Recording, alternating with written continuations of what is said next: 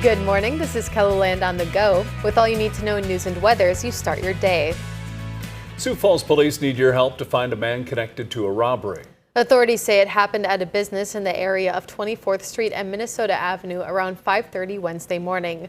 A man allegedly tried to take alcohol when an employee stopped him. Police say the man pulled out a gun, took the alcohol, and left the store. The employee followed the man outside and the two got into a fight. Police say the gun went off, but the employee was able to gain control of it. The suspect ran away. If you have any information, you're asked to contact Sioux Falls Police or Crime Stoppers.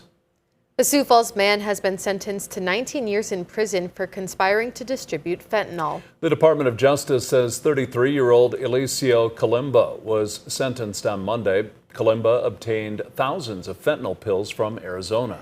A confidential informant with the Sioux Falls Police Department purchased pills from Kalimba twice. Police got a search warrant and found nearly 4,000 pills. Investigators believe Kalimba trafficked 13,000 fentanyl pills in and around Sioux Falls.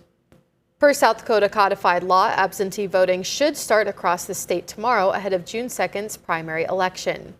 But that won't be happening. Minnehaha County Auditor Leah Anderson and Lincoln County Auditor Sherry Lund said the calendar is a reason why. South Dakota codified laws also states a candidate's filing petition for a primary election has to be filed by the final Tuesday in March. The final Tuesday of March 2026 fell on March 31st. Back in 2024, the final Tuesday was the 26th. Brown County Auditor Lynn Heipel told KELOLAND News the issue is statewide.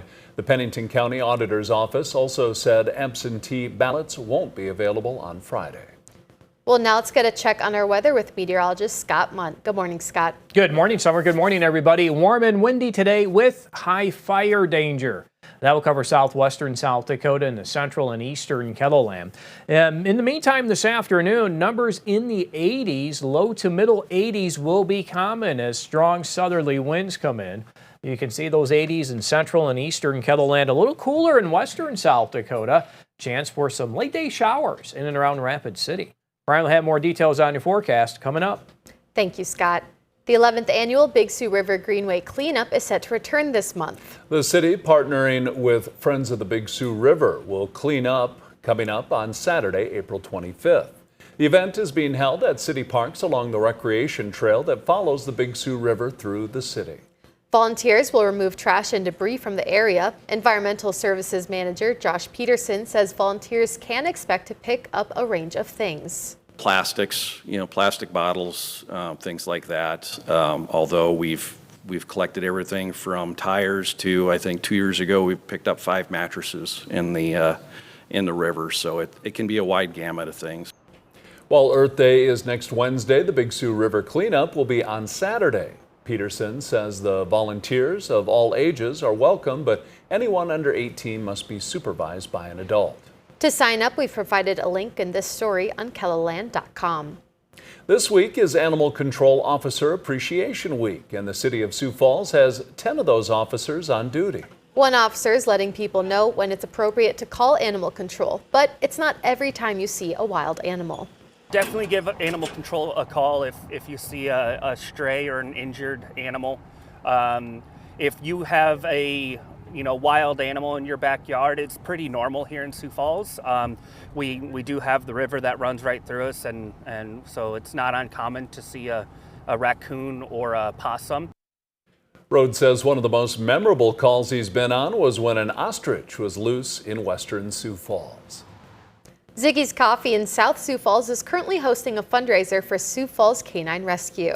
The coffee shop is asking customers to donate any dollar amount or simply round up their total, with all proceeds benefiting the foster-based nonprofit. And that's not where the donation opportunities end with Sioux Falls Canine Rescue. We do have a sponsorship, which means you can do a donation toward their monthly meds.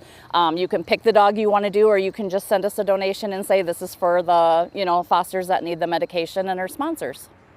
The fundraiser for the Canine Rescue runs through tomorrow at Ziggi's Coffee, which is located on East 57th Street in Sioux Falls. That's a look at some of our top stories. Now let's get another Check Your Weather with meteorologist Brian Karstens. Brian? All right, checking your weather today. One of the big headlines is this: a fire weather warning in effect as we are watching extremely dry conditions and those winds out of the southwest also contributing to that. So be very careful, very mindful of that subject.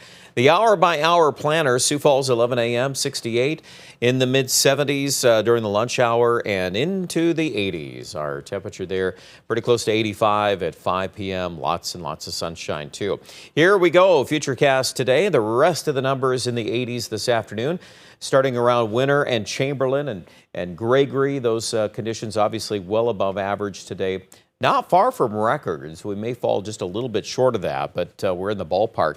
Here comes the cold front. Notice how things are changing far northwest South Dakota. 50-degree weather by 5. Showers begin to push into the Black Hills. Eventually, this will convert to some snow tonight in the hills, and I think there even could be a coating of snow tomorrow morning in the northern and central Black Hills. Mobridge, that's another spot we're watching. 27 degrees tomorrow morning, and there is some precipitation.